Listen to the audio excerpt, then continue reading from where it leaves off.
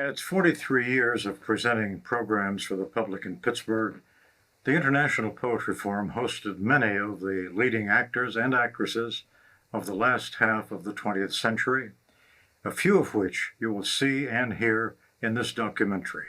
Among these were Jose Ferrer, Melvyn Douglas, Michael York, John Houseman, George Grizzard, Julie Harris, Eva Marie Saint, Gregory Peck, Stacy Keach, Peter Ustinov, Danny Glover, James Earl Jones, Brooke Shields, Judith Anderson, Anthony Hopkins, and Ellen Burstyn, to name only the most prominent. The International Poetry Forum was founded in 1966 under a grant from the A.W. Mellon Educational and Charitable Trust. The purpose was to create a space where poetry could speak for itself in a public setting. From 1966 to 2009, more than 700 poets, actors, and singers from 38 different countries, plus the United States, appeared under forum auspices. Among this number were Nobel awardees, Pulitzer and National Book Award winners, Academy Award actors, and singers. In addition, the forum sponsored a Poets in the Schools program, co-presented programs at the Smithsonian Institution in Washington for 10 years, and for the same period, funded the publication of books of prize-winning American and foreign poets in conjunction with the University of Pittsburgh Press. My name is Samuel Hazo, and I founded the International Poetry Forum and directed it from that 43-year period until its conclusion. This documentary, drawn from the forum's archives, now housed at Carlow University in Pittsburgh, will present a selection of poets and actors who appeared during that era. The inaugural poet on October 19, 1966, was Archibald MacLeish. In his opening remarks, he said, "A festival devoted to poetry over a period of time may or may not do anything for the city in which it is established, but it can't help making a difference to poetry."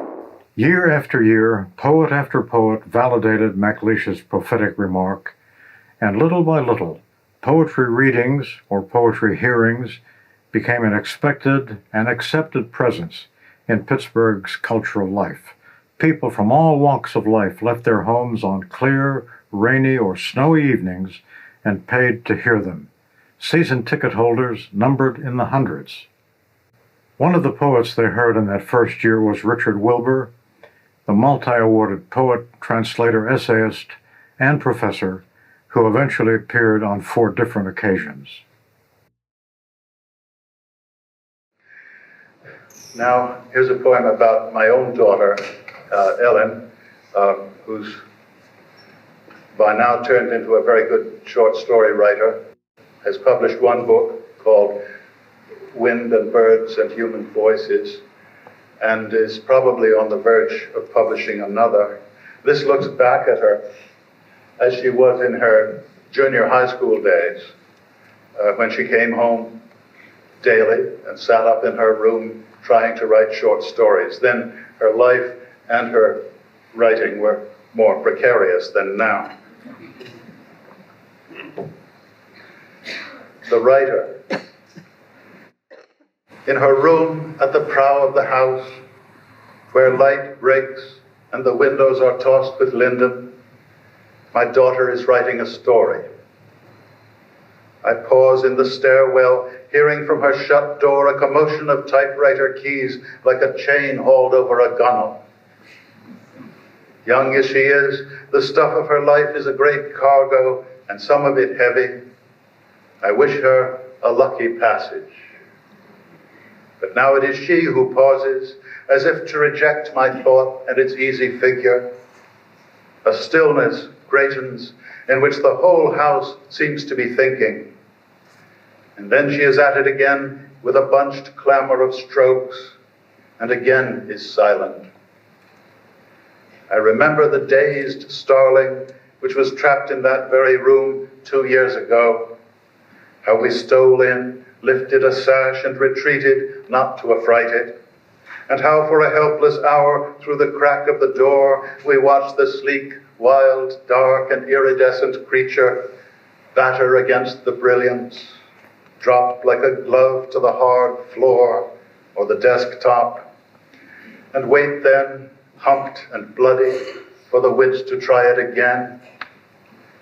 And how our spirits rose when, suddenly sure, it lifted off from a chair back, beating a smooth course for the right window and clearing the sill of the world.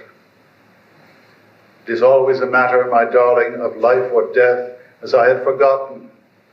I wish what I wished you before, but harder. That poem appears to be quite popular at present, and it's turning up in textbooks and anthologies, and they're having to start annotating it, you know, to explain the noisiness of the typewriter.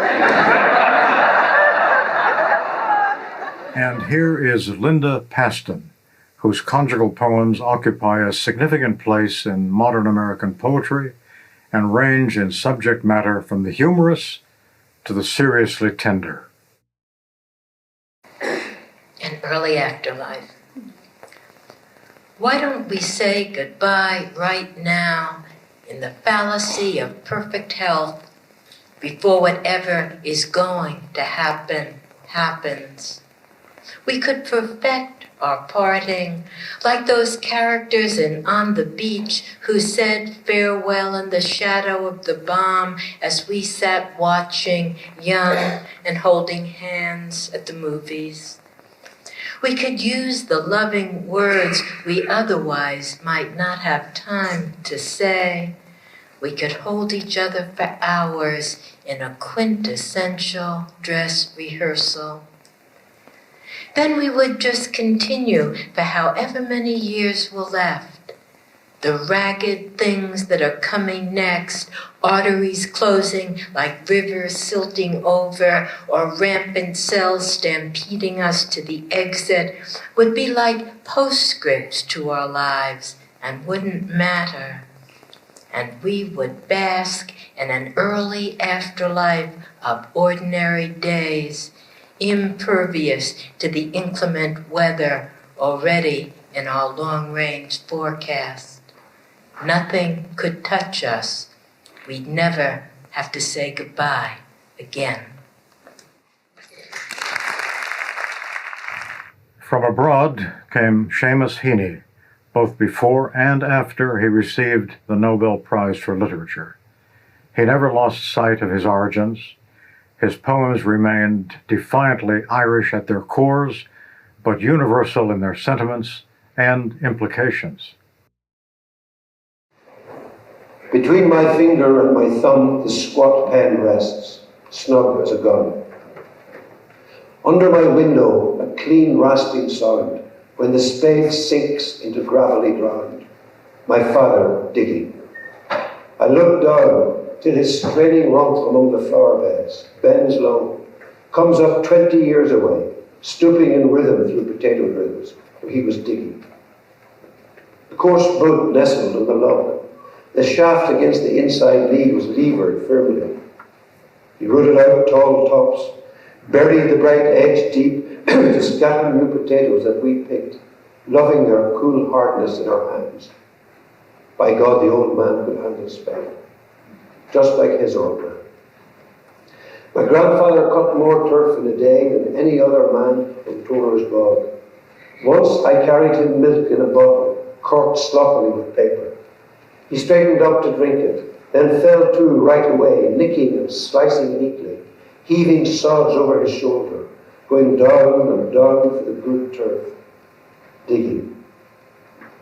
The cold smell of potato mold, the squelch and slap of soggy peat, the curt cuts of an edge through living roots awaken in my head. But I've no spade to follow men like them. Between my finger and my thumb, the squat pen rests. I'll dig with it. When all the others were away at Mass, I was all hers as we peeled potatoes.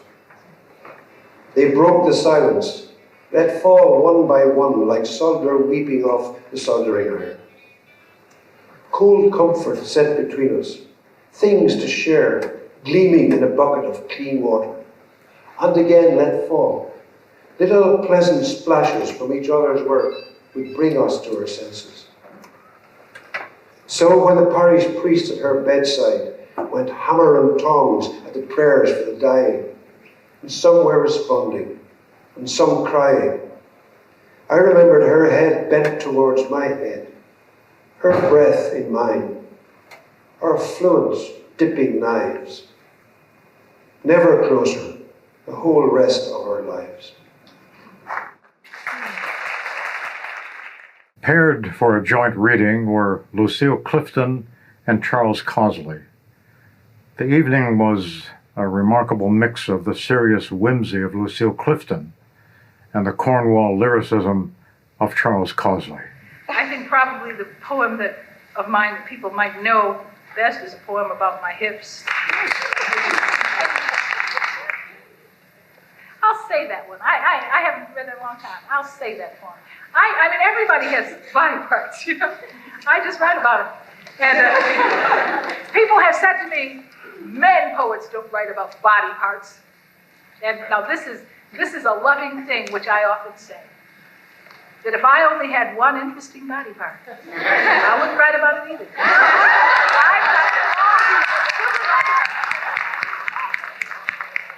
Anyway, I don't have it here, but let's see. This is called Homage to My Hips. And I wrote it because we live in a culture that likes big everything but women. We like Cadillacs, we like big bottles of liquor, we like big houses, we like teeny little women. I don't understand. Anyway. Homage to my hips. These hips are big hips. They need space to move around in. They don't fit into little petty places. These hips are free hips. They don't like to be held back. These hips have never been enslaved. They go where they want to go. They do what they want to do. These hips are mighty hips. These hips are magic hips. I have known them to put a spell on a man and to spin him like a top. Now,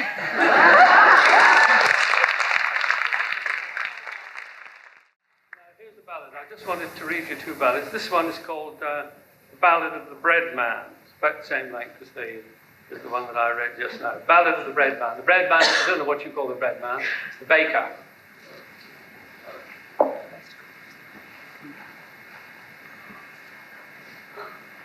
Mary stood in the kitchen, baking a loaf of bread.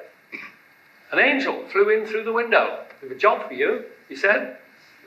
God, in his big gold heaven, sitting in his big blue chair, wanted a mother for his little son. Suddenly saw you there. Mary shook and trembled. "It isn't true what you say." "Don't say that," said the angel. "The baby's on its way." Joseph was in the workshop, planing a piece of wood. "The old man's past it," the neighbor said. "That girl's been up to no good." "And who was that elegant fella," they said, "in the shiny gear?" Things they said about Gabriel were hardly fit to hear. Mary never answered. Mary never replied. She kept the information, like the baby, safe inside. It was election winter. They went to vote in town. When Mary found her time had come, the hotels all let her down. The baby was born in an annex next to the local pub. At midnight, a delegation turned up from the Farmers' Club. They talked about an explosion that made a hole in the sky. Said they'd been sent to the Lamb and flagged to see God come down from on high. A few days later, a bishop and a 5-star general were seen with the head of an African country in a bulletproof limousine. "We've come," they said, "with tokens for the little boy to choose." Told the tale about war and peace on the television news. After them came the soldiers with rifle and bomb and gun, looking for enemies of the state. The family had packed and gone. When they got back to the village, the neighbor said to a man, "That boy will never be one of us, though he does what he blessed well can." He went round to all the people, a paper crown on his head. "Here is some bread from my father. Take, eat," he said. Nobody seemed very hungry. Nobody seemed to care. Nobody saw the God in himself quietly standing there. He finished up in the papers. He came to a very bad end. He was charged with bringing the living to life. No man was that prisoner's friend. There's only one kind of punishment to fit that kind of crime. They rigged a trial and shot him dead. They were only just in time. They lifted the young man by the leg. They lifted him by the arm. They locked him in a cathedral in case he came to harm. They stored him, safe as water, under 7 rocks. One Sunday morning, he burst out like a jack-in-the-box. Through the town he went walking. He showed them the holes in his head. "Now do you want any loaves?" he cried. "Not today," he said. Another pairing that left a permanent memory was one with W.S. Merwin and Tomas Tranströmer of Sweden. A poem of particular interest to many in the audience focused on John Berryman, who was Merwin's mentor when both men were at Princeton. I want to read a poem about another forebear of a different kind.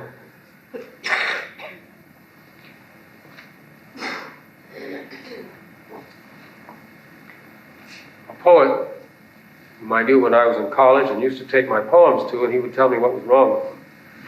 And he did it without mincing his words. He was a poet who's read here, in fact, John Berryman. Man, incredible brilliance, gift. And not a very easy character, not a very easy teacher. The poem is called Berryman. I will tell you what he told me in the years just after the war, as we then called the Second World War. "Don't lose your arrogance yet," he said. "You can do that when you're older. Lose it too soon and you may merely replace it with vanity." Just one time he suggested changing the usual order of the same words in a line of verse. Why point out a thing twice? He suggested I pray to the muse, get down on my knees and pray right there in the corner, and he said he meant it literally.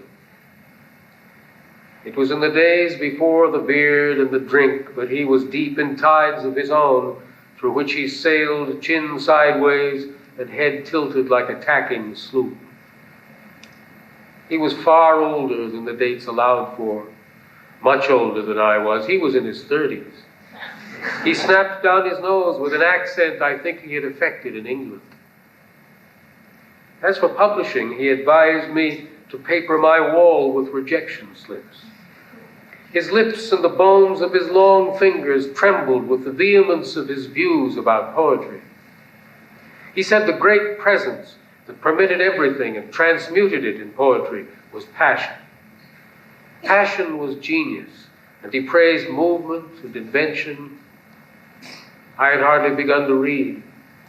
I asked, "How can you ever be sure that what you write is really any good at all?" And he said, "You can't. You can't. You can never be sure. You die without knowing whether anything you wrote was any good. If you have to be sure, don't write." Mr. Tranströmer, his Nobel Prize still more than a decade away, said a poem that recalled a trip he made to China. Streets in Shanghai. Many in the park are reading The White Butterfly. I love that cabbage butterfly as if it were a fluttering corner of truth itself. At dawn, the running crowds set our silent planet going. Then the park fills with people. For each one, 8 faces, polished like jade, for all situations. to avoid mistakes. For each one also the invisible face that reflects something you don't talk about. Something that emerges in tired moments and is as pungent as a sip of viper schnapps with its long, scaly aftertaste. The carp in the pond are always moving. They swim while they are sleeping. They are an example for the faithful, always in motion. Now it's noon. The washing flutters in the grey sea wind high above the cyclists who come in tight shoals. Notice the labyrinth to the sides. I am surrounded by written characters I can't interpret. I'm illiterate, through and through. But I have paid what I'm supposed to, and I have receipts for everything. I have gathered so many unreadable receipts. I'm an old tree with withered leaves that hang on and can't fall to earth. And the gust from the sea rustles all these receipts.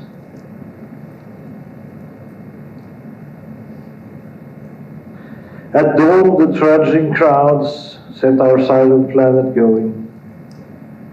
We are all on board the street. It's as crowded as the deck of a ferry. Where are we going?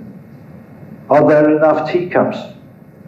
We can consider ourselves fortunate for getting on this street in time. It's 1,000 years before the birth of claustrophobia. Behind each one walking here hovers a cross that wants to catch up to us, pass us, join us. Something that wants to sneak up on us from behind and cover our eyes and whisper, "Guess who?" We look almost happy out in the sun, while we bleed to death from wounds we know nothing about. Natural humor does not come easily or naturally to many poets to whom seriousness is absolute, but it did come to Mona Van Dyne when she dealt with her fear of flying. The poem is called Views. First poet. I fly all the time, and still I'm afraid to fly. I need to keep both feet on the ground, the earth within reach of my eyes. In airports, I comfort myself by assessing others. Look at that handsome necktie, the weave of that suit, the portfolio. People of worth are going to be on this plane. The pearls on that shelf of expensive bosom, the hairdresser's art. All this tells my shuddering spirit that God wouldn't tip my seatmates, all these important people, from sight. Once the stewardess passed the word that Liz would be joined in Rome by Richard Burton, who was up in first class. I have never felt so safe on a flight. Second poet. I too fly all the time, and still I tremble. I arrive too early and sit there sweating and cold. I read at a book and can't make out what it means. I look around at the others as they assemble and make a collection of the dowdy old, backpacking young, slouched in their dusty jeans, men who have business suits of the wrong size on, fizzled hair, greasy hair, and drooping hem, Humbly they live, and humbly they will die. This scroungiest bunch of people I've ever laid eyes on. Surely God has no special fate in mind for them. I tell myself, like a plane falling out of the sky. In a completely different vein was Carolyn Forché's poem entitled The Colonel. This colonel is from an unspecified country, but having spent many days in Central America and Lebanon, Carolyn Forché had seen brutality at close quarters, and in this instance, it actually bled into this riveting poem. The Colonel. What you have heard is true. I was in his house. His wife carried a tray of coffee and sugar. His daughter filed her nails. His son went out for the night. There were daily papers, pet dogs, a pistol on the cushion beside him. The moon swung bare on its black cord over the house. On the television was a cop show. It was in English. Broken bottles were embedded in the walls around the house to scoop the kneecaps from a man's legs or cut his hands to lace. On the windows there were gratings like those in liquor stores. We had dinner, rack of lamb, good wine. A gold bell was on the table for calling the maid. The maid brought green mangoes, salt, a type of bread. I was asked how I enjoyed the country. There was a brief commercial in Spanish. His wife took everything away. There was some talk then of how difficult it had become to govern. The parrot said hello on the terrace. The colonel told it to shut up and pushed himself from the table. My friend said to me with his eyes, "Say nothing." The colonel returned with a sack used to bring groceries home. He spilled many human ears on the table. They were like dried peach halves. There is no other way to say this. He took one of them in his hands, shook it in our faces, dropped it into a water glass. It came alive there. "I am tired of fooling around," he said. "As for the rights of anyone, tell your people they can go fuck themselves." He swept the ears to the floor with his arm and held the last of his wine in the air. "Something for your poetry, no?" he said. Some of the ears on the floor caught this scrap of his voice. Some of the ears on the floor were pressed to the ground. What Carolyn Forché saw as a visiting American, Derek Walcott inherited as a resident, a man of the Caribbean who transcended the colonialism that was his inheritance and forged a vision of what he saw as the Caribbean nation.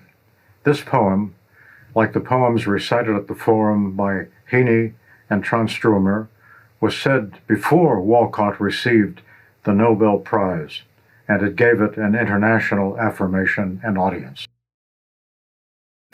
I sang of quiet Achebe, Apholabi's son, who never ascended in an elevator, who had no passport since the horizon needs none, never begged nor borrowed, was nobody's waiter, whose end, when it comes, will be a death by water, which is not for this book, which will remain unknown and unread by him.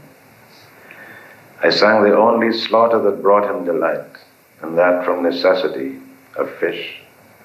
Sang the channels of his back in the sun.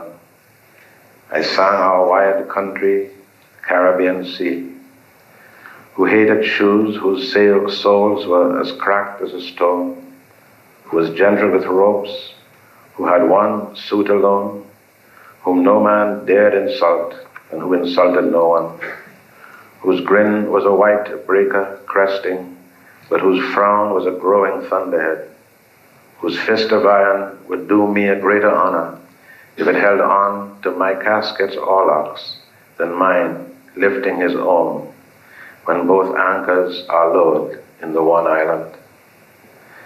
But now the idol dies, the goblet is broken, and rainwater trickles down the brown cheek of a jar from the clay of Choiseul. So much left unspoken by my chirping nib, and my earth door lies ajar. I lie wrapped in a flour sack sail. The clods thud on my rope-lowered canoe. Rasping shovels scrape a dry rain of dirt on its hold. But turn your head when the sea almond rattles, or the rust-leaved grape from the shells of my unpharaonic pyramid towards paper, shredded by the wind and scattered like white gulls that separate their names from the foam, and nod to a fisherman with his khaki dog that skitters from the wave crash, then frown at his form for one swift second. In its earth trough, my pirogue with its brass-handled oarlocks is sailing, not from, but with them, with Hector, with Maud, in the rhythm of her beds troweled over, with a swirling log lifting its mossed head from the swell. Let the deep hymn of the Caribbean continue my epilogue. May waves remove their shawls as my mourners walk home to their rusted villages, good shoes in one hand, passing a boy who walked through the ignorant foam and saw a sail going out or else coming in, and watched asterisks of rain puckering the sand. Memorable for their brevity were two poems that seemed to be over before they began, but in each instance, the effect of each poem lingered. The first is a poem entitled Prayer by Galway Kinnell, and the second is a poem by Billy Collins entitled No Time. Prayer. Whatever happens, what is what I want. Only that, but that.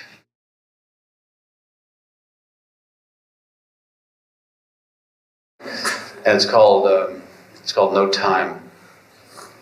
In a rush this weekday morning, I tap the horn as I speed past the cemetery where my parents are buried side by side under a smooth slab of granite. Then all day long, I think of him rising up to give me that look of knowing disapproval, while my mother calmly tells him to lie back down. Alastair Reid, a writer at home in various genres, recited a moving elegy to his father, pausing with barely concealed sorrow when he said the final line, because, as with all poems of farewell, there really is no final line. We change the mood. I'll read you a poem now called My Father Dying. At summer succulent end, the house is green stained. I reach for my father's hand and study his ancient nails. Feeble-bodied, yet at intervals a sweetness appears and prevails. The heavy-scented night seems to get at his throat. It is as if the dark coughed. In the other rooms of the house, the furniture stands mum-chance. Age has graved his face. Cradling his wagged-out chin, I shave him, feeling bones stretching the waxed skin. By his bed, the newspaper lies furrowed. He has grown too old to unfold the world, which has dwindled to the size of a sheet. His room has a stillness to it. I do not call it waiting, but I wait, anxious in the dark, to see if the butterfly of his breath has fluttered clear of death. There is so much might be said, dear old man, before I find you dead. But we have become too separate now in human time to unravel all the interim as your memory goes numb. There is no need for you to tell, no words, no wise counsel, no talk of dying well. We have become mostly hands and voices in your understanding. The whole household is pending. I am not ready to be without your frail and wasted body, your miscellaneous mind way, the faltering vein of your life. Each evening I am loth to leave you to your death. Nor will I dwell on the endless cumulative question I ask, being your son. But on any one of these nights soon, for you, the dark will not crack with dawn. And then I will begin with you that hesitant conversation, going on and on and on. Philip Levine's poems are in the vernacular of people who go out and work every day for a living. Euphemisms are happily absent. He brings this unique and earthy directness in this tribute to his sister. Go listen carefully. My sister rises from our bed hours before dawn. I smell her first cigarette and fall back asleep until she sits on the foot of the bed to pull on her boots. Knowing she's still naked from the waist up, I shouldn't look, but I do. She sees me looking and smiles, musses my hair, whispers something secret into my ear, something I can't tell anyone because it makes no sense. Hours later, I waken in an empty room, smelling of yesterday. The sunlight streams across the foot of the bed, and for a moment, I actually think it's Saturday and I'm free. Let me be frank about this. My older sister is not smart. I answer all her mail for her. And on Sundays, I even make dinner because the one cookbook confuses her, although it claims to be the way to a man's heart. She wants to learn the way. She wants a husband, she tells me. But at 26, she's beginning to lose hope. She makes good money doing piecework, assembling the cups that cap the four ends of a cross of a universal joint. I've seen her at work, her face cut with slashes of grease, while with tweezers she positions the tiny rods faster than you or I ever could. Her eyes behind goggles fixed, her mind God knows where, roaming over all the errors she thinks make her life. Her men aren't good to her, and she doesn't know why. I've seen the places they've hit and clawed to get what they want. I've rubbed cold cream into the bruises on her shoulders. I've even cried along with her for the awfulness of it. By now, I know exactly what you're thinking.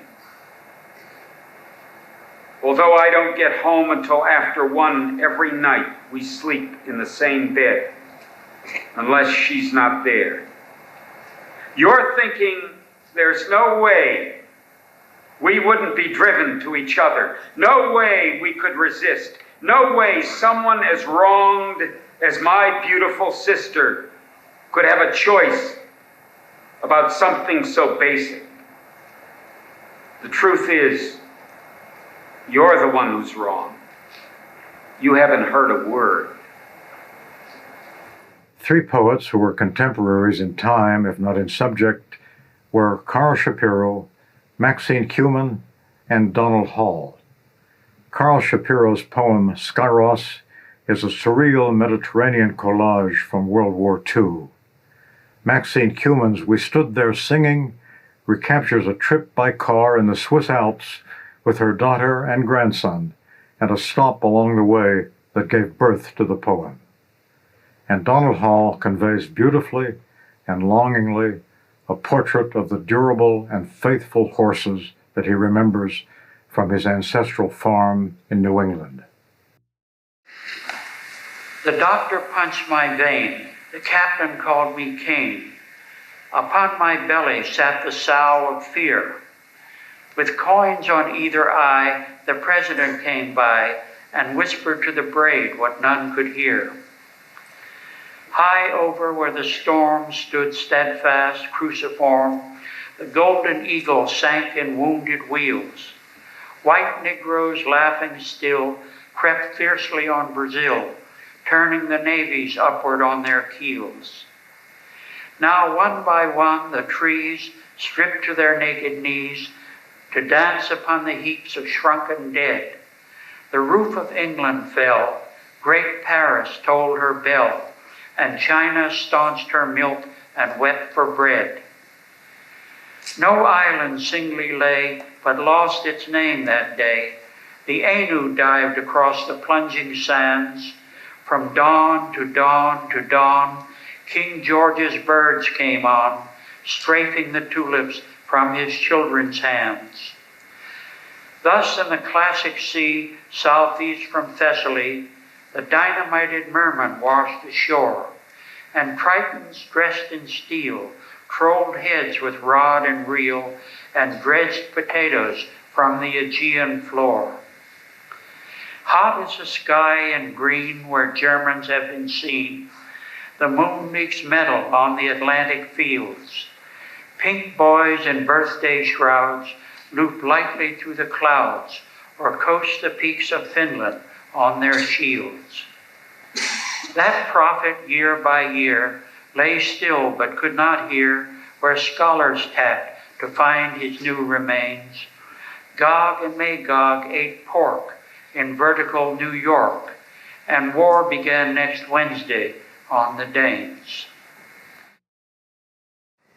It's called We Stood There Singing. On a gray day in March in his first year, we drove up out of orderly Geneva, mother and daughter, and the daughter's child, up the hairpin turns of the Chasseral, in search of the horses of the Franche Montagne, with feathered fetlocks and manes blown wild, each splashed white face the same kind eye, said to persist unchanged since Charlemagne.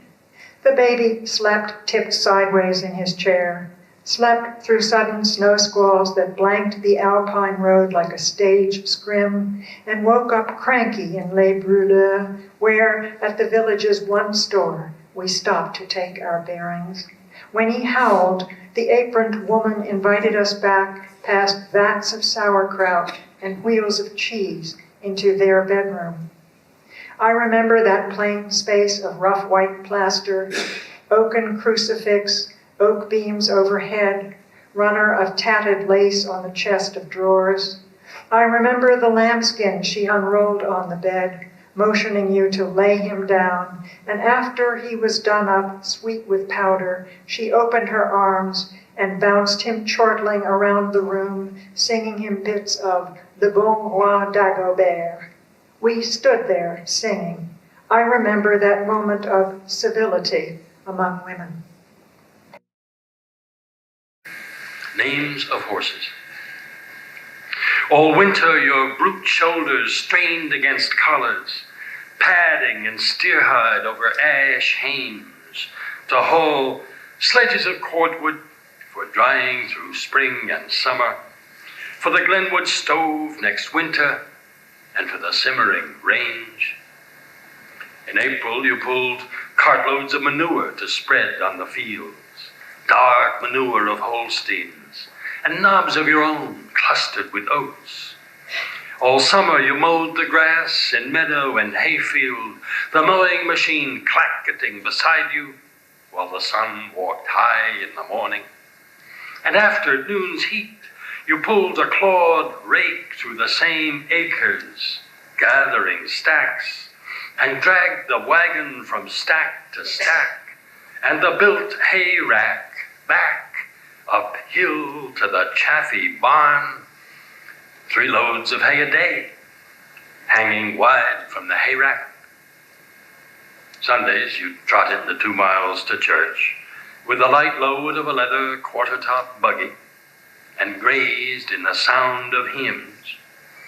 Generation on generation, your neck rubbed the windowsill of the stall, smoothing the wood as the sea smooths glass.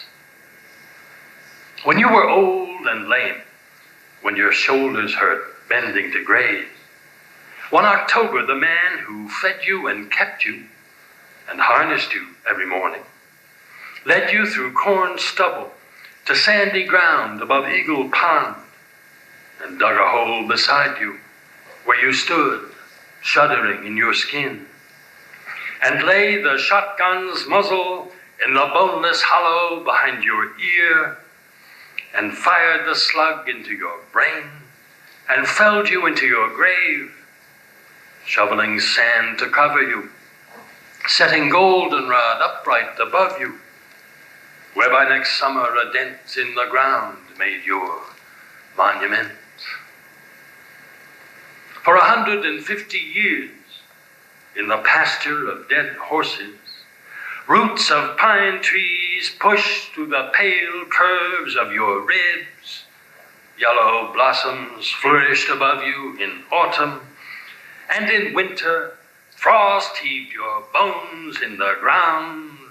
Old toilers, soil makers.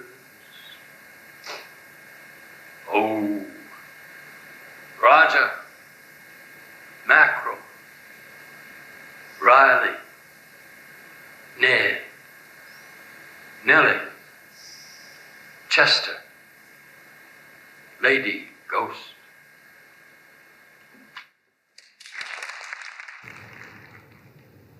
Although they appeared at different times at the forum, Miller Williams and Joe McDougall acknowledged each other's friendship in absentia from the stage while they were both here. Williams, the emeritus poet and virtual creator of the University of Arkansas Press, and Joe McDougall, the succinct Flatlander poet from Central Arkansas, both inimitable in their separate ways. This actually was finished about 7 yellow legal pads and 6 months later because I work slowly and make a lot of mistakes. But it's to be read as if it were spoken there at her crib on the day of her birth. It's called A Poem for Emily. Small fact and fingers and farthest one from me, a hand's width and 2 generations away. In this still present, I am 53. You are not yet a full day. When I'm 63, when you are 10, and you are neither closer nor as far, your arms will fill with what you know by then, the arithmetic and love we do and are.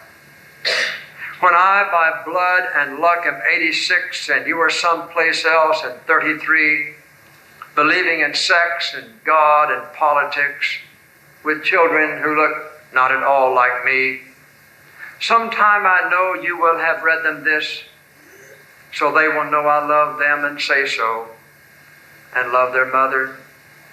Child, whatever is always or never was. Long ago, a day I watched a while beside your bed, I wrote this down. A thing that might be kept a while to tell you what I would have said when you were who knows what and I was dead, which is, I stood and loved you while you slept.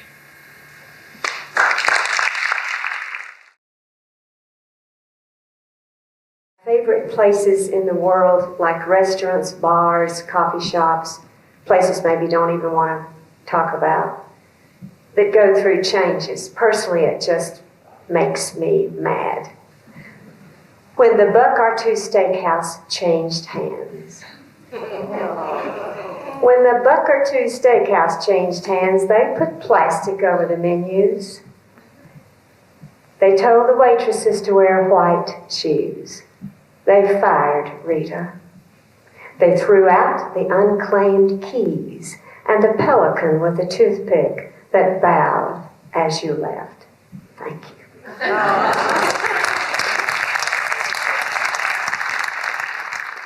Ishmael Reed mentioned during his presentation that he had once seen John F. Kennedy. Although it was only in passing, that moment stayed with him, and finally it germinated into an elegy that became his featured poem of the evening. Which was the 25th anniversary of the assassination. This magic bullet, jumped all, and so this is that poem. I was feeling grumpy that day, so I wrote this. In California, the day looks as though it's seen a ghost. An obstreperous storm is heading for the Sierras. The forecast is cloudy, gloomy, and gray. There is not a dry eye on TV. They're showing the archival footage. Air Force One setting down in Dallas. The bouquet in Jackie's hands. The cruel scene in Washington as politicians grapple with your coffin. The riderless horse. Little John saluting. The face down in Cuba. Ich bin ein Berliner. You told the White Citizens Council that if you could negotiate with Khrushchev, then they could negotiate with Negroes. You made Ole Miss swallow hard. You slammed Alabama, stuffing its throat with Jim Crow. Even on Dan Rather's face, there is a struggle. It's been 20 years, and his youngest wants to know, why did they murder you? The theories are as common as homeless people huddled together in the Port Authority under a bridge in Santa Cruz, Lafayette Park, across the street from the White House. He agrees with the date. He feels like an old back pain. Eloisa wants to know why he's acting like a Grinch as he swivels grumpily in her barber's chair. And maybe Carla is right when she says, you were like all the rest, only smoother. But when they took you out, Jack, it was as though his generation was hit in the belly with a medicine ball. They never recovered their wind, their shape, their tone. And they don't care what the tabloids say, Jack, you're still their boy. And maybe it's best that you left them, waving from a motorcade, a smile bigger than Texas, fresh as that October day, Askia and he saw you stride into the Carlisle Hotel, bareheaded, unovercoated, surrounded by men shaking in their long johns. It's not pretty what's become of the U.S. It's like the room inside a grisly crime movie about which the homicide detective warns, don't go in there. It smells like something that's been dead in the sun too long. It jerks about like the new chief's syntax. It has a style of an inside trader's ill-fitting collar. It bungles along like your slunkish successors in black tie and tails, executing a mean foxtrot at the inaugural ball.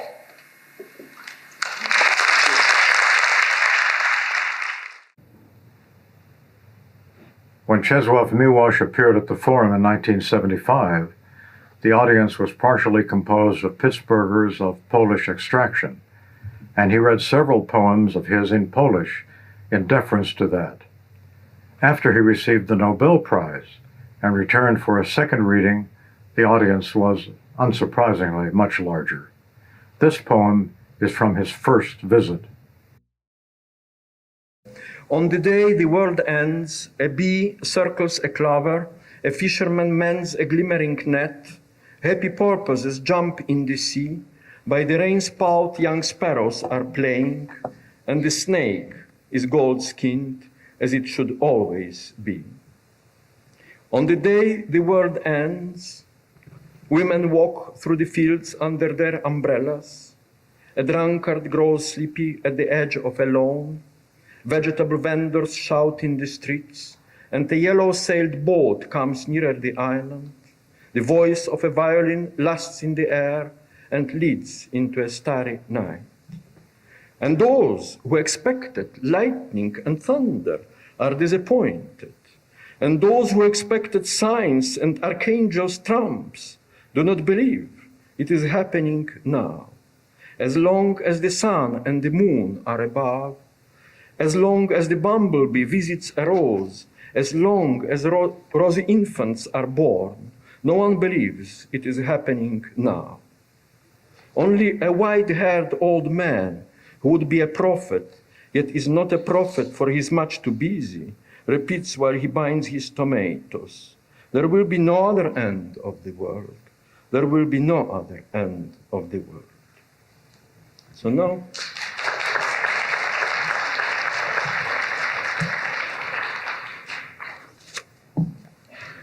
the same in Polish. W dzień końca świata pszczoła krąży nad kwiatem nasturcji, rybak naprawia błyszczącą sieć. Skaczą w morzu wesole delfiny, młode wróble czepiają się rynny i wąż ma złotą skórę, jak powinien mieć. W dzień końca świata kobiety idą polem pod parasolkami, pijak zasypia na brzegu trawnika. Nawołują na ulicy sprzedawcy warzywa i łódka z żółtym żaglem do wyspy podpływa, dźwięk skrzypiec w powietrzu trwa i noc gwiaździstą odmyka. A którzy czekali błyskawic i gromów, są zawiedzeni. A którzy czekali znaków i archanielskich trąb, nie wierzą, że staje się już. Dopóki słońce i księżyc są w górze, dopóki trzmiel nawiedza róże, dopóki dzieci różowe się rodzą, nikt nie wierzy, że staje się już. Tylko siwy staruszek, który byłby prorokiem, ale nie jest prorokiem, bo ma inne zajęcie, powiada, przewiązując pomidory: innego końca świata nie będzie, innego końca świata nie będzie. Many of the poets who appeared at the forum included poems about war and other losses in their programs. Poets like Louis Simpson, Brian Turner, Sam Hamill, Richard Wilbur, and John Ciardi drew from their own experiences. C.K. Williams, in a poem called Shrapnel, by concentrating on the irony and waste and tragedy of war, spoke for them all. This one is called Shrapnel.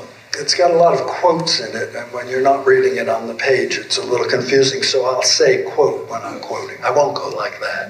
Never like that. But I will say quote. It's called Shrapnel.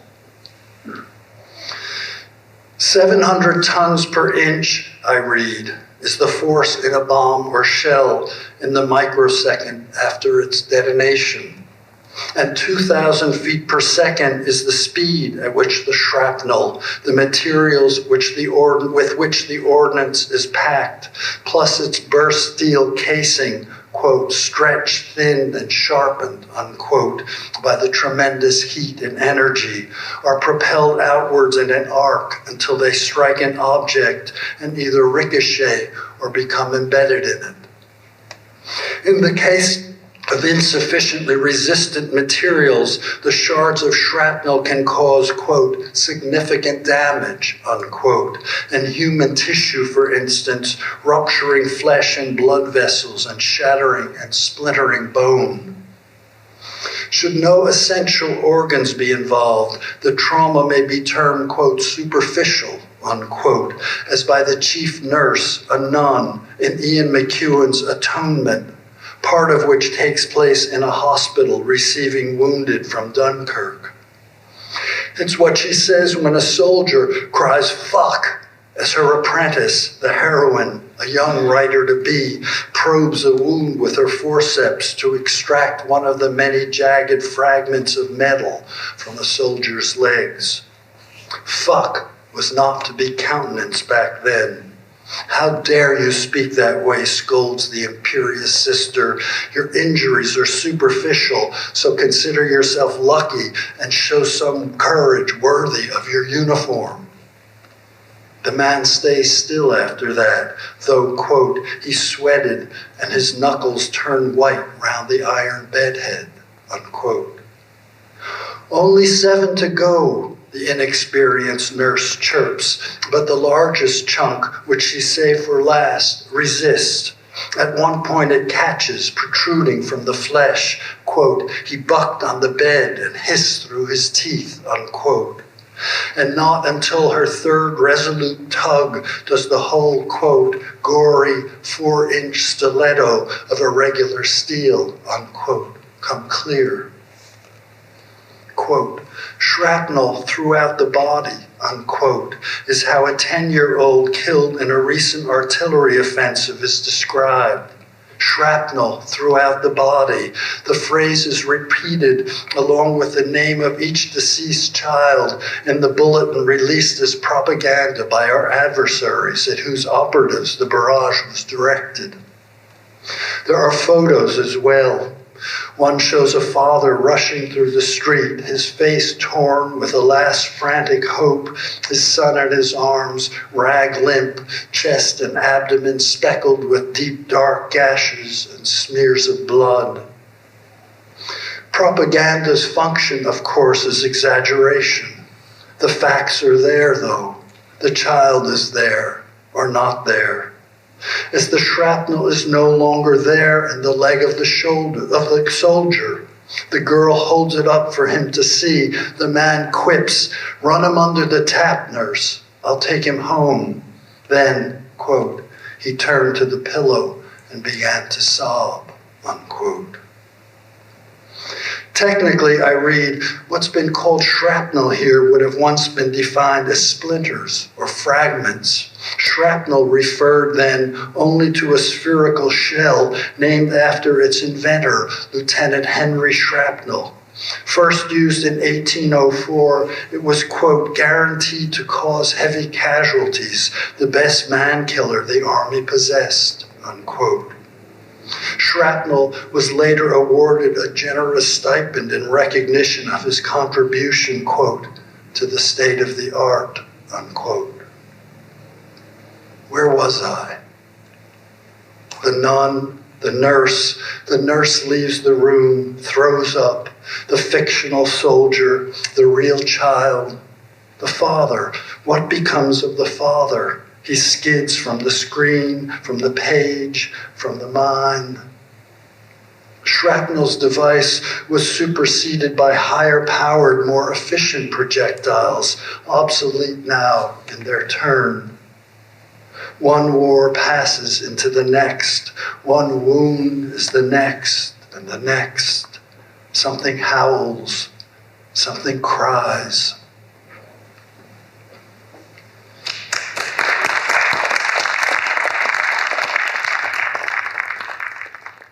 It seems only appropriate to conclude this selective survey drawn from 4.5 decades of the Forum's presentations with a clairvoyant poem by Ellen Bryant Voigt entitled Dancing with Poets.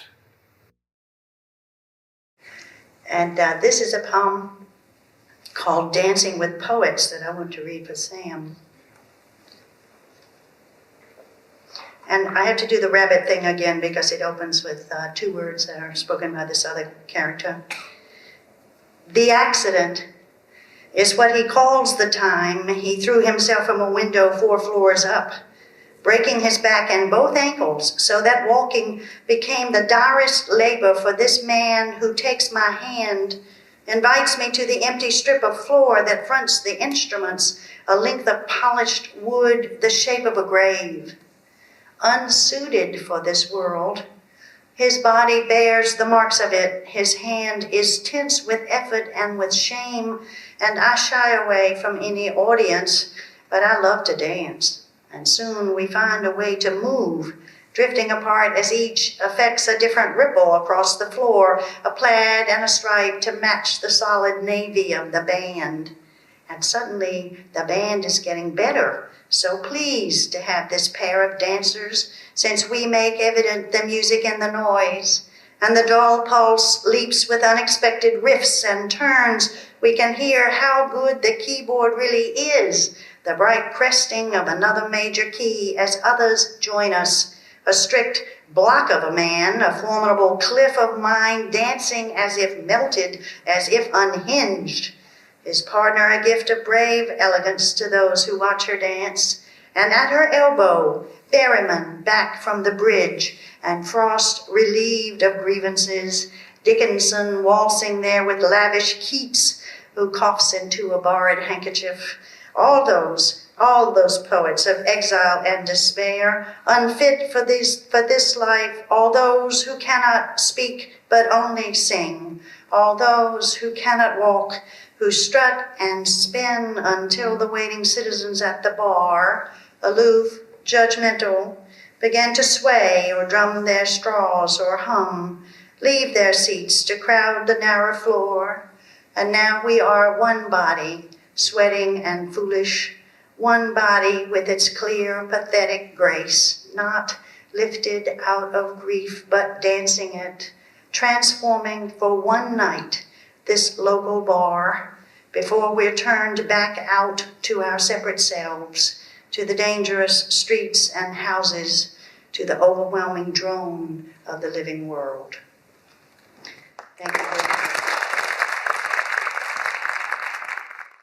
Because acting is a profession where the importance of the spoken word is crucial, actors are ideal reciters, whether they are reciting the translations in English of the work of foreign poets, or the words of contemporary or deceased poets. They give poems the vitality that they truly deserve. Here, for example, is the distinguished actor of stage and screen Richard Kiley reading a translation of Yevgeny Yevtushenko's signature poem, Babi Yar, followed by Yevtushenko's recital in the original Russian. No monument stands above Babi Yar. A drop shears a crude gravestone. Seamus Heaney. Today I'm as old in years as all the Jewish people. Now I seem to be a Jew. Here I plod through ancient Egypt. Here I perish crucified on the cross, and to this day I bear the scars of nails. I seem to be Dreyfus. The Philistine is both informer and judge. I am behind bars, beset on every side, handed, spat on, slandered. Squealing dainty ladies in flounced Brussels lace stick their parasols into my face. I seem to be then a young boy in Bilostock. Blood runs spinning over the floors. The power of rabble-rousers give off a stench of vodka and onion. A boot kicks me aside, helpless. I plead in vain with these pogrom bullies, while they jeer and shout, "Beat the Yids! Save Russia!" Some grain marketeer rapes my mother. Oh, my Russian people. I know you are international to the core, but those with unclean hands have often made a jingle of your purest name. I know the goodness of my band, how vile these anti-Semites. Without a qualm, they pompously call themselves the Union of the Russian People. They seem to evade me and frank. Transparent as a branch at a point. Have I been out? And have no need of phrases. My need is that we gaze into each other. How little we can see or smell.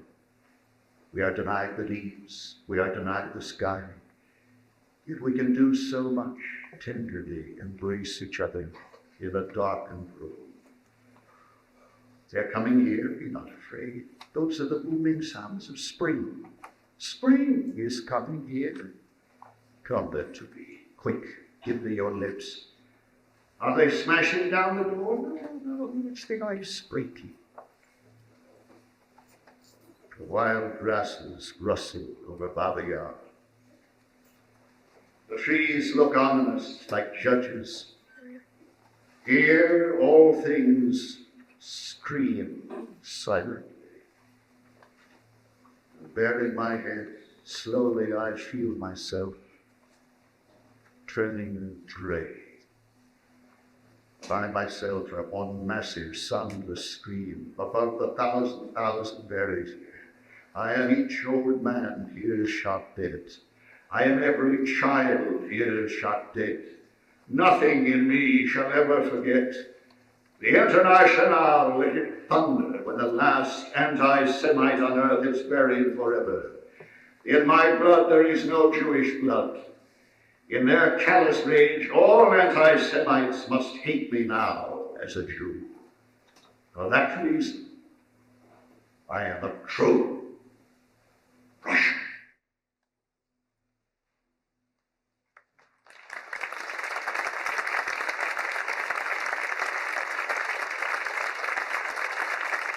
Mr. Kiley's intense delivery of the lines seems to carry over when we hear the Russian words of Yevtushenko, so that we seem to understand a great deal, if not all, of the poem in the original without being able to account for it.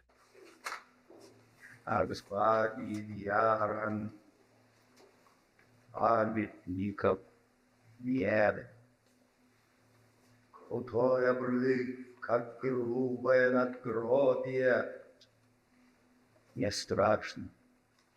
И сегодня столько лет, как самому еврейскому народу.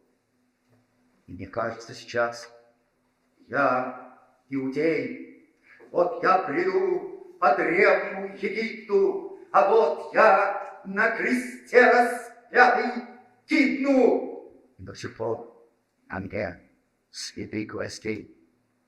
Мне кажется, что Дрейфус — это я, мещанство, мой доносчик и судья. Я растерялся, я попал в кольцо, затравленный, оплеванный оболгами, и дамочки с брюссельскими оборками, визжа задами. Тычу мне в лицо. Мне кажется, я мальчик белостокий. Кровь льется, растекаясь пополам. Бесчинствуют вожди трактирной стойки и пахнут водкой с луком пополам. Сапогом отброшенный, бессилен, напрасно я погромщиков молю под гогот. Эй, щенок, спасай Россию!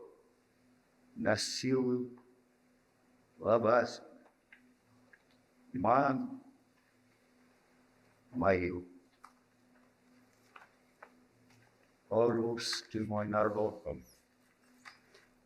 я знаю, ты по сущности интернационален, но часто те, чьи руки нечисты, твои чистейшим ты пальца. Я знаю доброту моей земли.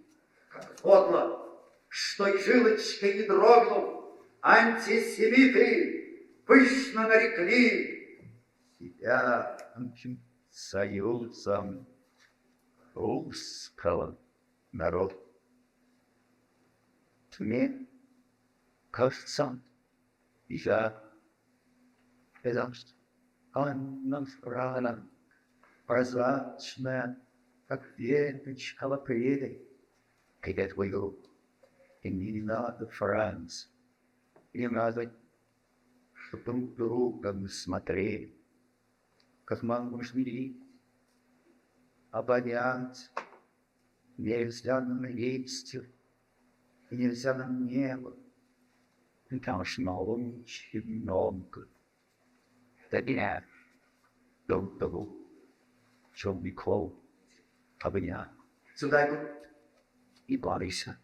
Это гол собой весны. Она сюда идет, чики ко мне. Дали мне старели губы, ломаю дверь. Нет, это ледоход. Над бабьим яром шелест диких трав, деревья смотрит грозно, по-судейски все молча здесь кричит. И шапку снят, я чувствую, что медленно сидею, и сам я, как сплошной и беззвучный крик, и над тысячами тысяч погребенных я, каждый здесь расстрелянный старик, я каждый здесь расстрелян ребенок. Ничто во мне про это не забудь. Интернационал пусть прогремит, когда навеки похоронен будет последний на земле антисемит. Еврейской крови нет праведный, но ненавистен злобой заскорузлой я всем антисемитам, как еврей. И потому я настоящий русский. The first time that James Earl Jones appeared at the Forum, he assumed the voice of God in a program drawn from the work of Charles Péguy entitled God Speaks. The second time, he assumed the voice of a black Southern preacher conducting a funeral service. The poem is James Weldon Johnson's Go Down Death. Weep not, weep not. She is not dead. She is resting in the bosom of Jesus. Heartbroken husband, weep no more. Grief-stricken son, weep no more. She's only just gone home. Day before yesterday morning, God was looking down from his great high heaven, looking down on all his children. His eye fell on Sister Caroline, tossing in her bed of pain. And God's big heart was touched with pity, with everlasting pity. And God sat back on his throne, and he commanded that tall, bright angel standing at his right hand, call me death. And that tall, bright angel cried in a voice that broke like a clap of thunder, call death, call death. And the echo bounded down the streets of heaven till it reached way back to that shadowy place where death waits with his pale white horses.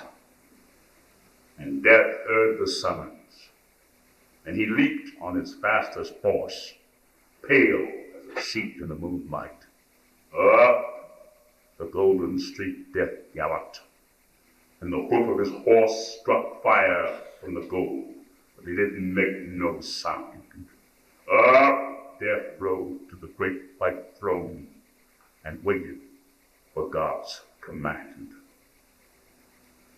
And God said, go down, death, go down, death.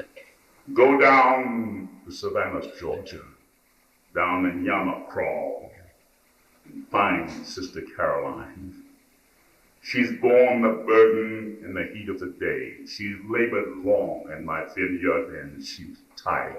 She's weary. Go down, Death, and bring her to me.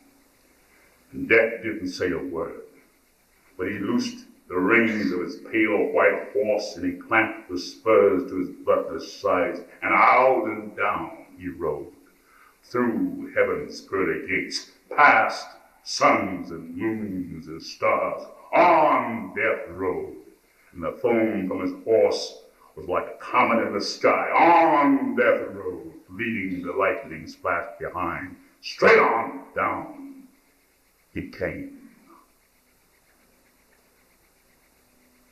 While we were watching round her bed, she turned her eyes and looked away. She saw what we couldn't see. She saw old Death. She saw old Death coming like a falling star. But Death didn't frighten Sister Caroline. He looked at her like a welcome friend. And she whispered to us, "I'm going home." And she smiled, closed her eyes.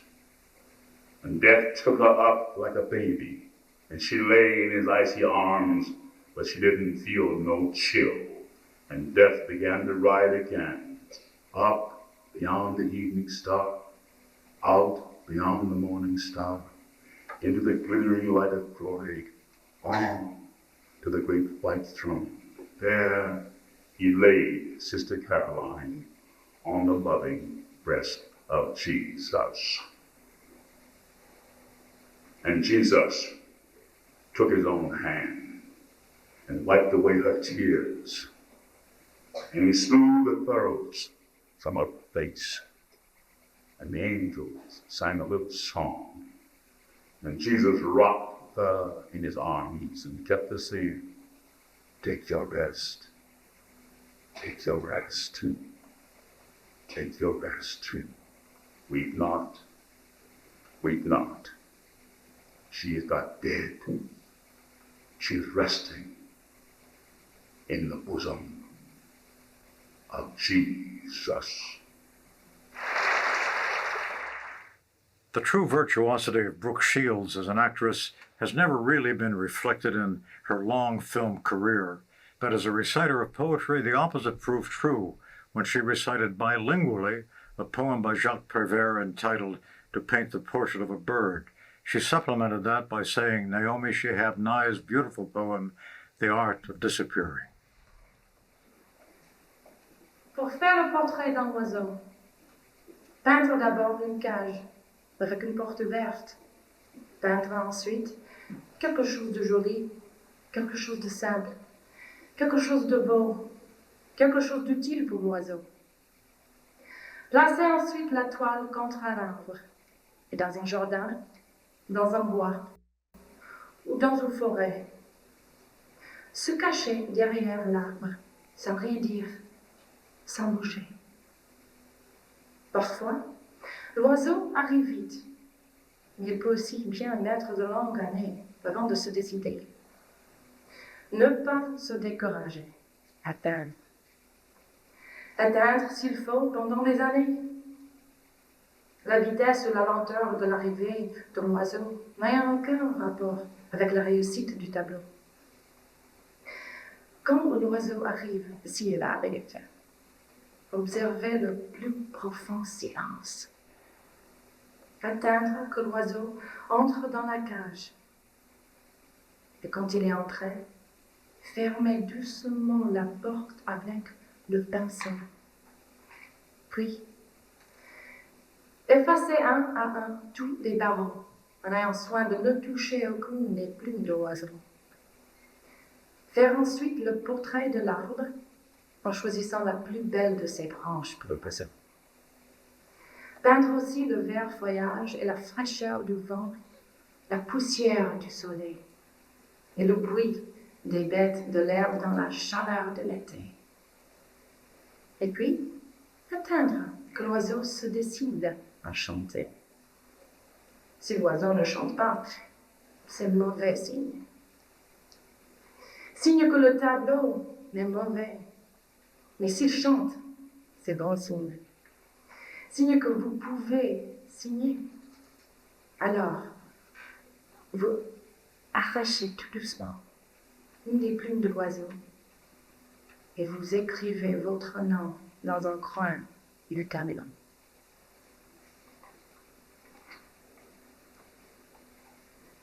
To paint the portrait of a bird, paint first a cage with an open door.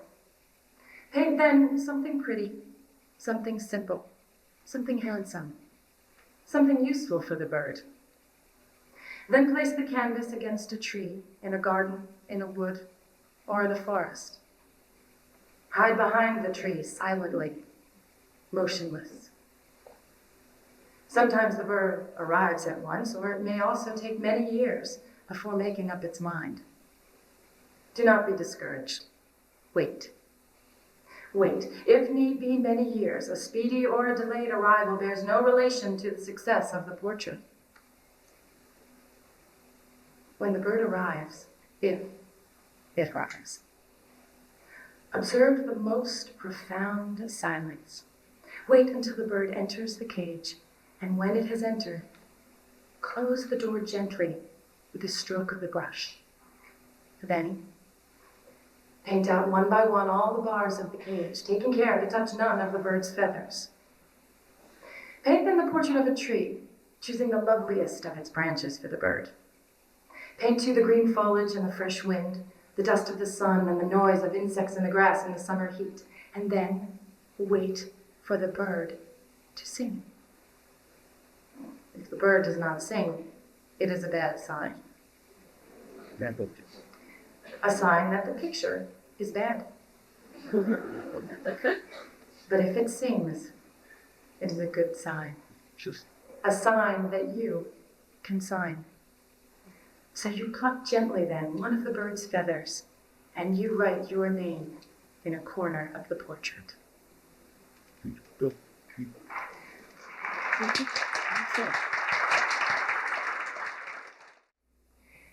Here is what Naomi Sheehan-Nye has to say on the subject in her poem, The Art of Disappearing.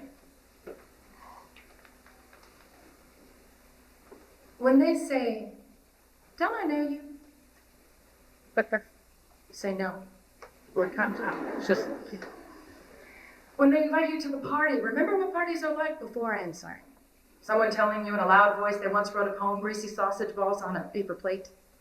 Then reply.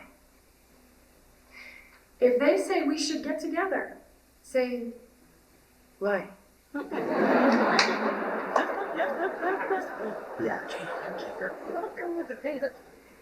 It's not that you don't love them anymore.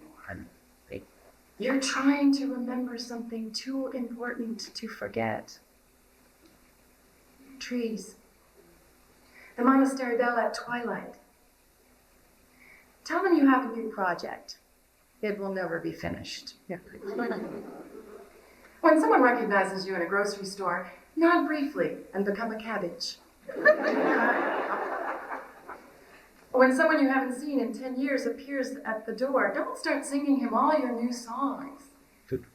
You will never catch up. Walk around feeling like a leaf. Know you could tumble any second. Then decide what to do with your time.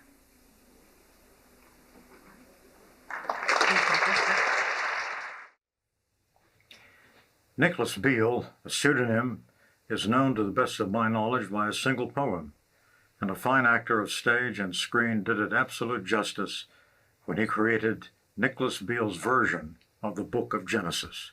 Here is David Conrad as Adam. Parody is not the least of the poetic arts. Its virtue is that it often helps us to see with new eyes, whether it tells old stories in new ways, or whether it completely retells them, so that we hear them as if we are hearing them for the first time. Here, for example, is the Book of Genesis, the first few chapters, in a version by Nicholas Beale. Now, according to Beale, Eden is probably located somewhere between Brooklyn on the South Bronx. But I thought for our purposes tonight, we'd put it a little closer to home. On the third day, I was dust. Ordinary common dust like you see on a country road in a dry spell. Nothing expected of me. Me expecting nothing either. On a sixth day, he comes along. In my own image, too. He says, like he was doing me a favor. Sometimes I think if he's waited 1,000,000 years, by then I'd have been tired of maybe being dust, but after only 2-3 days, what can you expect? I wasn't used to being even dust. And he goes and makes me into a man. Now he could see right away from the expression on my face, I didn't like it. So he's going to butter me up. He puts me in this garden, only I don't butter. He brings me all the animals. I should give them names. What do I know of names? Call it something, he says. Anything you like. So I make names up. Lion, tiger, giraffe, elephant. Crazy, but that's what he wants. I mean, I'm naming animals since 5 a.m. In the evening, I'm tired. I go to bed early. And in the morning, I wake up. There she is. Sitting by a pool of water. Admiring herself. Actually, I'm not so pleased. From time immemorial, nothing. Now, rush. 2 days ago, I'm dust. Yesterday, I'm naming animals all day. Today, I got a mate already. Also, I didn't like the way she looked at me for herself in the water. Well, you know what happened. There were all those fruit trees. I don't have to tell you. She took a bite, I took a bite. The snake took a bite, quick like a flash, out of the garden. I'm not complaining. After all, it's his garden. He don't want nobody eating his apples. That's his business. What irritates me is the nerve. I didn't ask him to make me even dust. He could have left me nothing like I was before. It's such a fuss for one lousy apple not even ripe. There wasn't that much time for creation. It was still spring. I didn't ask for a mate. I didn't ask for Cain, for Abel. I didn't ask for nothing. But anything goes wrong, who's to blame? Sodom, Gomorrah, Babel, Ararat, me or my kids catch it. Fire, flood, pillar of salt.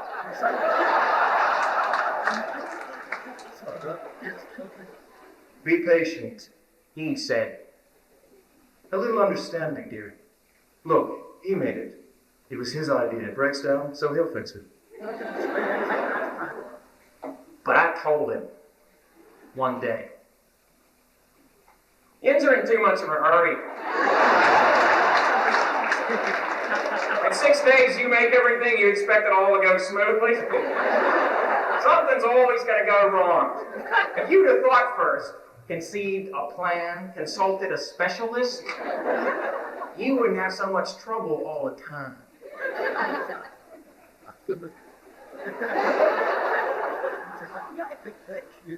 But you can't tell him nothing. He knows it all.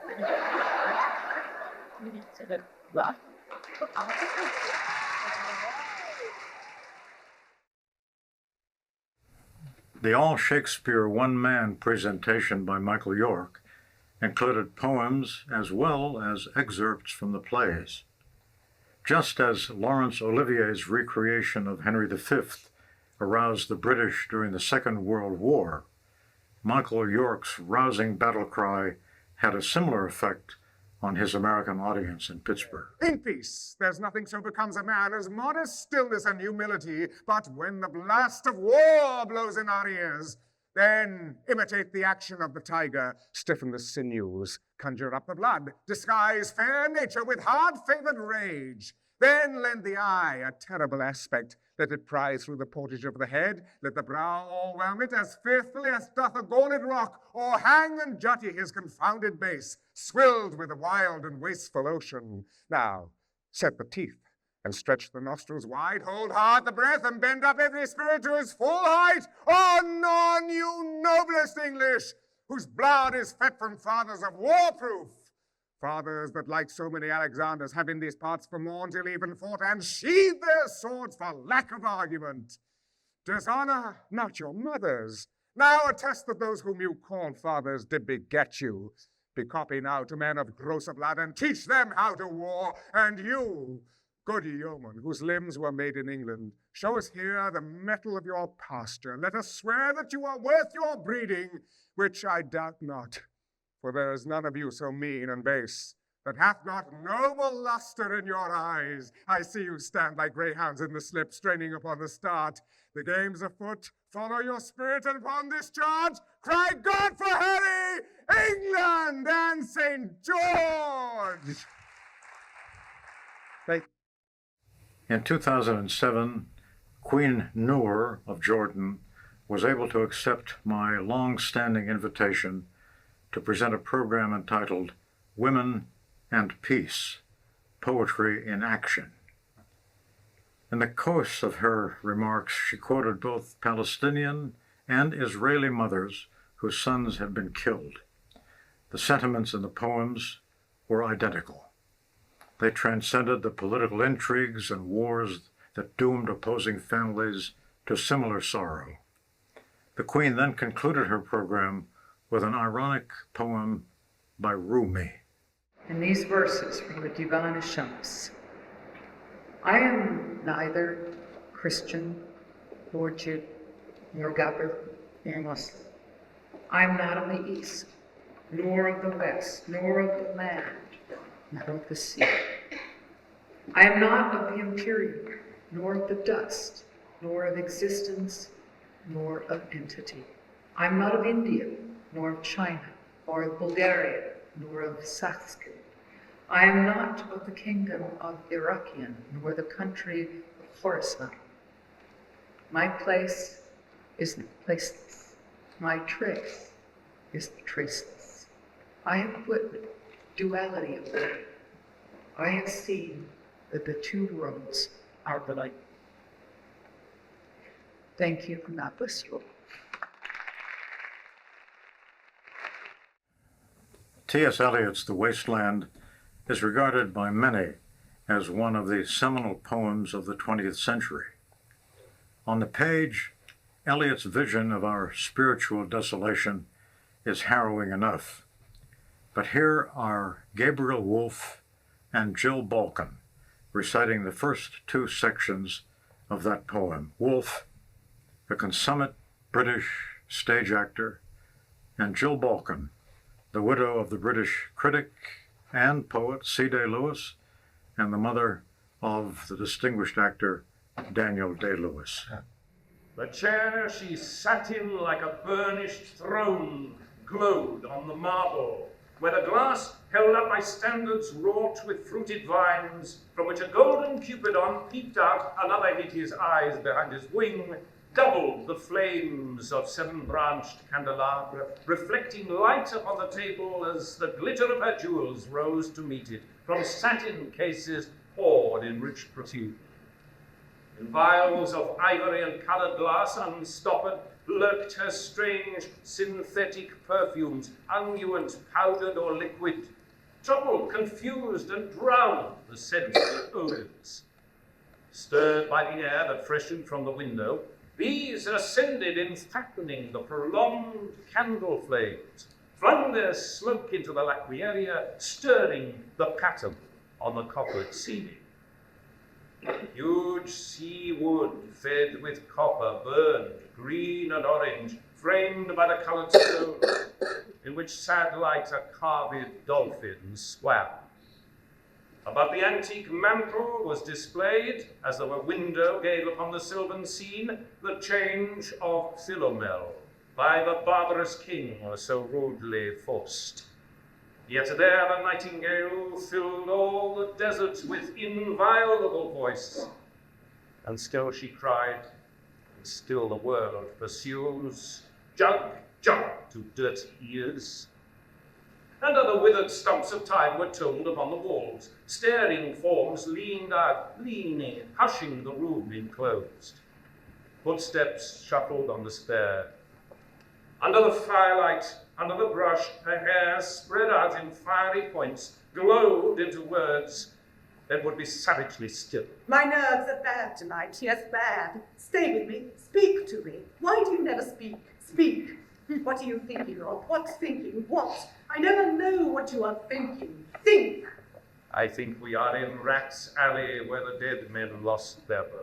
What is that noise? The wind under the door. What is that noise now? What is the wind doing? Nothing. Again, nothing. Do you know nothing? Do you see nothing? Do you remember nothing? I remember those are pearls that were his eyes. Are you alive or not? Is there nothing in your head? But oh, that Shakespearean rag, it's so elegant, so intelligent. What shall I do now? What shall I do? I shall rush out as I am. I walk the street with my hair down. So, what shall we do tomorrow? What shall we ever do? The hot water at 10, and if it rains, a closed car at 4, and we shall play a game of chess, pressing lidless eyes and waiting for a knock upon the door. When Lil's husband got demobbed, I said, I didn't mince my words. I said to her myself, Hurry up, please, it's time. Now Albert's coming back, make yourself a bit smart. He'll want to know what you've done with that money he gave you to get yourself some teeth. He did, I was there. You have them all out, Lil, and get a nice set, he said, I swear. I can't bear to look at you. And no more can't I said. And think of poor Albert. He's been in the army 4 years. He wants a good time. And if you don't give it him, there's others will, I said. Oh, is there, she said. Something of that, I said. Then I'll know who to thank, she said, and give me a straight look. Hurry up, please, it's time. If you don't like it, you can get on with it, I said. Others can pick and choose if you can't. But if Albert makes off, it won't be for lack of telling. You ought to be ashamed, I said, to look so antique. And her only 31. I can't help it, she said, pulling a long face. It's them pills I took to bring it off, she said. She's had 5 already and nearly died of young George. The chemist said it would be all right, but I've never been the same. You are a proper fool, I said. Where? If Albert won't leave you alone, there it is, I said. What do you get married for if you don't want children? Hurry up, please, it's time. Well, that Sunday Albert was home. They had a hot gallop, and they asked me in to dinner to get the beauty of it off. Hurry up, please, it's time. Hurry up, please, it's time. Good night, Bill. Good night, Lou. Good night, May. Good night. Ta-ta. Good night. Good night. Good night. Ladies. Good night. Sweet ladies. Good night. Good night.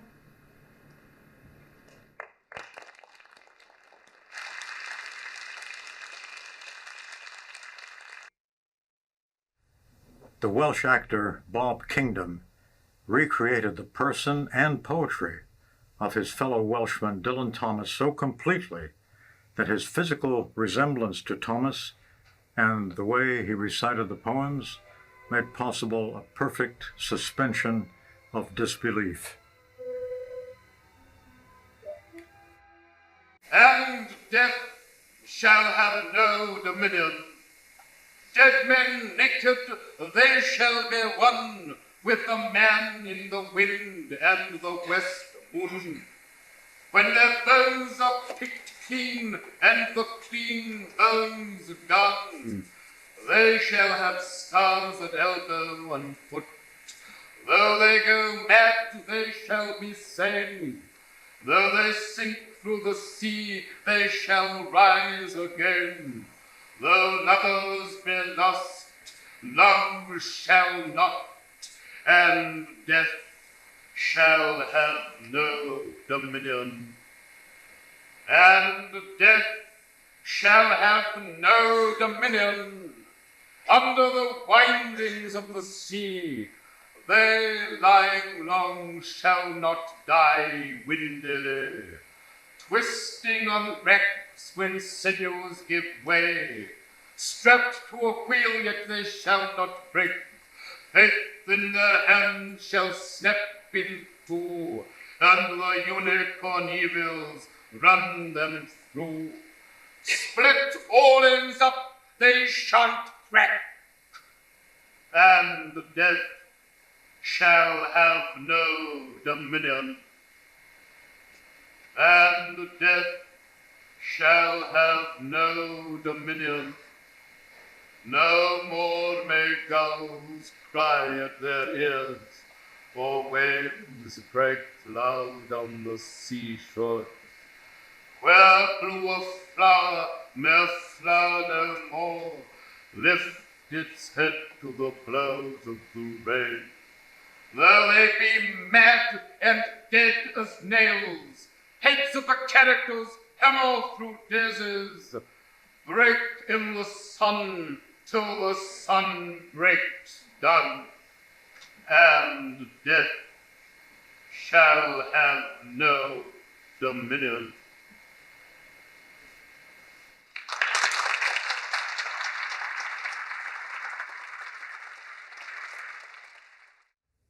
One of the high points of the forum's second decade was the appearance of Princess Grace of Monaco. This was actually her first appearance in America by this Academy Award-winning actress since her marriage in 1954, as well, we found out, as her first visit to Pittsburgh. She later returned for a second program and became an honorary member of the International Poetry Forum's board. One of the most moving poems in her program was her reading of Louis Simpson's beautiful poem entitled Redwoods. The Redwoods by Louis Simpson. Mountains are moving, rivers are hurrying, but we are still. We have the thoughts of giants, clouds, and at night the stars.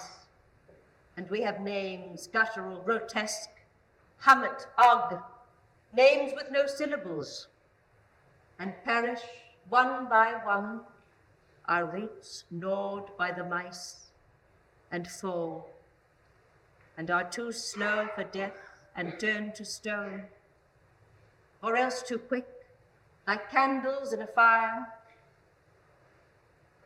Giants are lonely. We have waited long for somewhat. By our waiting, surely there must be someone at whose touch our boughs would bend, and hands to gather us. A spirit to whom we are as light as the hawthorn tree. Oh, if there be a poet, let him come now. We stand at the Pacific like great unmarried girls, turning in our heads the stars and the clouds, considering whom to please.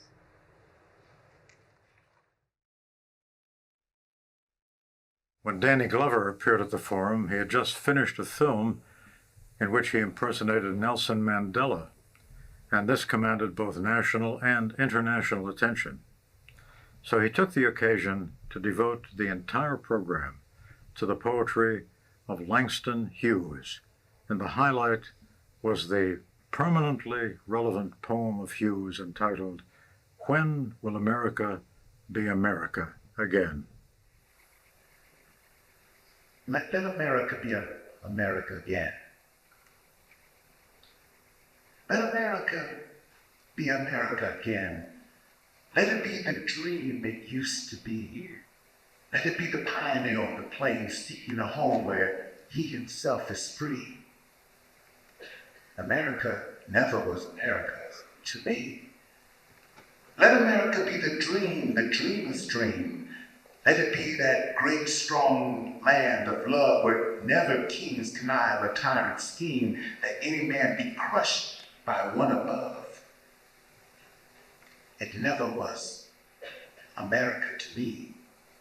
Oh, let my land be a land where liberty is crowned with no false patriotic wreath, but opportunity is real and life is free, equality in the air we breathe. There's never been equality for me, no freedom in this homeland of the free. Say, who are you that mumbles in the dark, and who are you that draws your veil across the stars? I am the poor white, fooled and pushed apart. I am the Negro bearing slavery scars. I am the red man driven from the land. I am the immigrant clutching the hope I seek and finding only the same old stupid plan of dog eat dog, of mighty crush the weak. I am the young man full of strength and hope, tangled in that ancient endless chain of profit, power, gain, of grab the land, of grab the gold, of grab the ways of satisfying need, of work the men, of take the pay, of owning everything for one's own greed. I am the farmer, bondsman to the soul. I am the worker, soul to the machine. I am the Negro servant to you all. I am the people, hungry, humble, lean. Hungry, yet today, despite the dream, beaten yet today, oh pioneer. I am the man who never got ahead, the poorest worker, bartered through the years. Yet I'm the one who dreamt our basic dream in that old world while still a son of kings, who dreamt a dream so strong, so brave, so true, that even yet its mighty daring sings in every break and stone, in every furrow turn, that's made America the land it has become. Oh, I'm the man who sailed those early seas in search of what I meant to be my home. For I'm the one who left dark Ireland's shore and Poland's plains and England's grassy lea, and tore from black Africa's strand. I came to build a homeland of the free. The free? Who says the free, not me? Surely not me, the millions on relief today, the millions shot down when we strike, the millions who have nothing for our pay. For all the dreams we dreamed, and all the songs we sung, and all the hopes we held, and all the flags we hung. The millions who have nothing for our pay except the dream that's almost dead today. Oh, let America be America again. The land that never has been yet, and yet must be. The land where every man is free. The land that's mine, the poor man, Indians, Negroes, me. Who made America? Whose sweat and blood, whose faith and pain, whose hand on the foundry, whose plow in the rain, must bring back our mighty dream again. Sure, call me ugly name, any ugly name you choose. The steel of freedom does not stain. For those who live like leeches on the people's lives, we must take back our land again. America! Oh yes, I say it plain, America never was America to me, and yet I swear this oath, America will be. Out of the rack and ruin of our gangster death, the rape and rot of graft and stealth and lies, we the people must redeem the land, the mines, the plants, the rivers, the mountains and endless plains, all the stretch of these great green states, and make America again.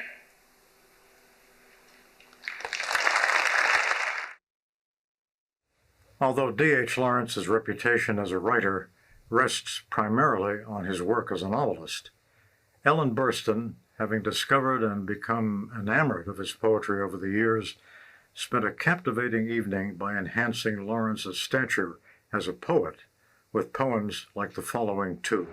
Figs.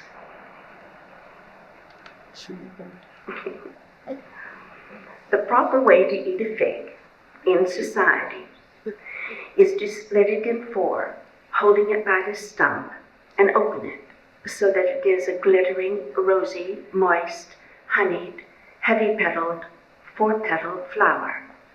Then you throw away the skin, which is just like a four-sepaled calyx, after you have taken off the blossom with your lips. But the vulgar way is just to put your mouth to the crack and take out the flesh in one bite. Every fruit has its secret. The fig is a very secretive fruit.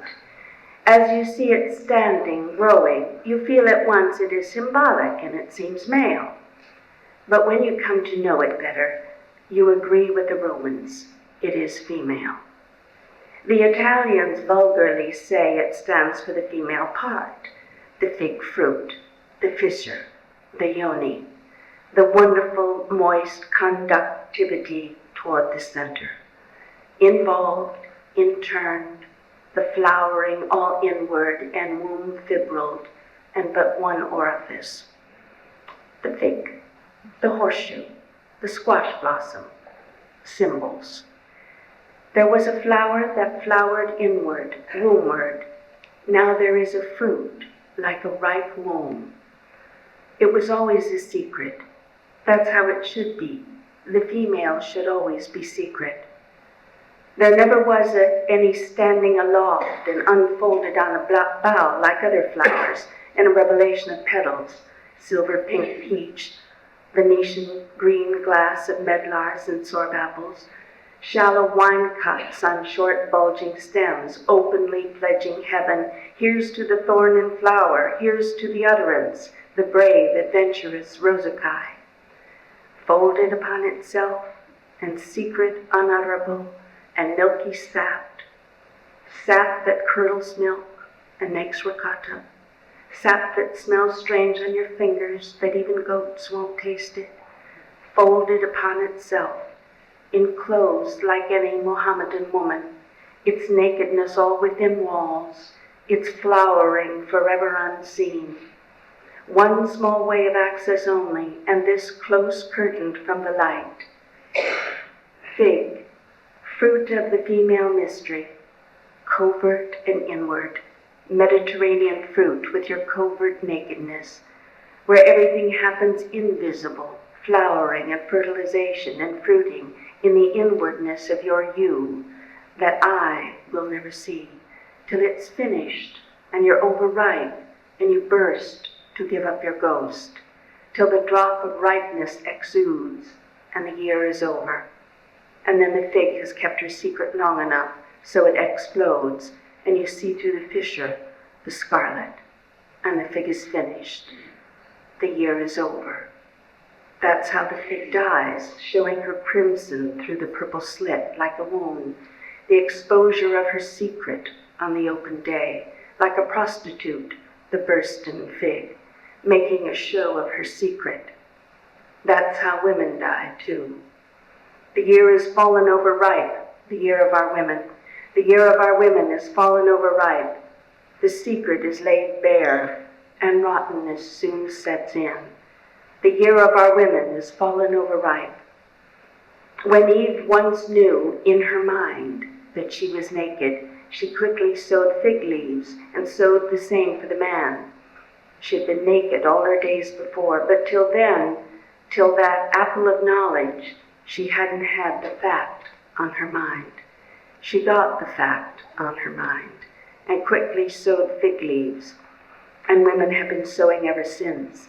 And now they stitch to adorn the bursten fig, not to cover it. They have their nakedness more than ever on their mind, and they won't let us forget it.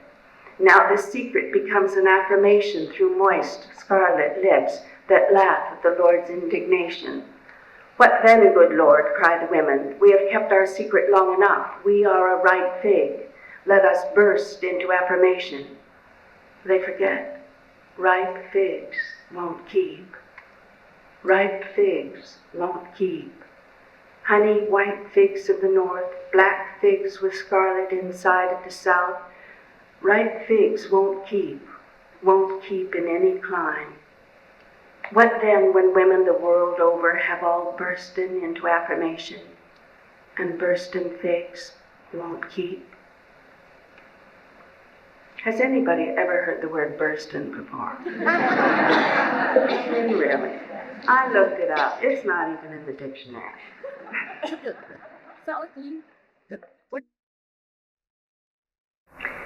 Fidelity and love are two different things, like a flower and a gem.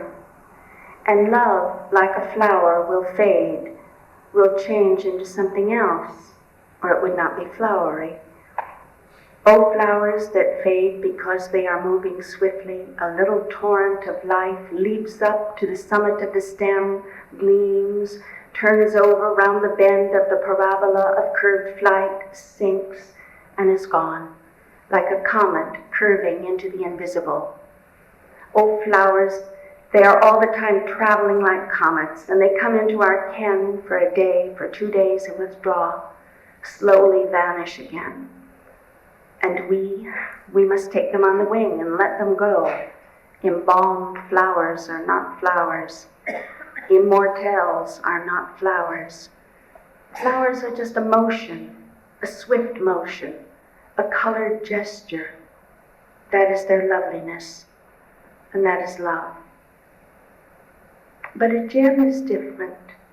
It lasts so much longer than we do, so much, much, much, much longer, that it seems to last forever. Yet we know it is flowing away as flowers are, and we are, only slower. The wonderful, slow flowing of the sapphire. All flows, and every flow is related to every other flow. Flowers and sapphires and us, diversely streaming. In the old days, when sapphires were breathed upon and brought forth during the wild orgasms of chaos, time was much slower when the rocks came forth. It took eons to make a sapphire, eons for it to pass away. And a flower, it takes a summer.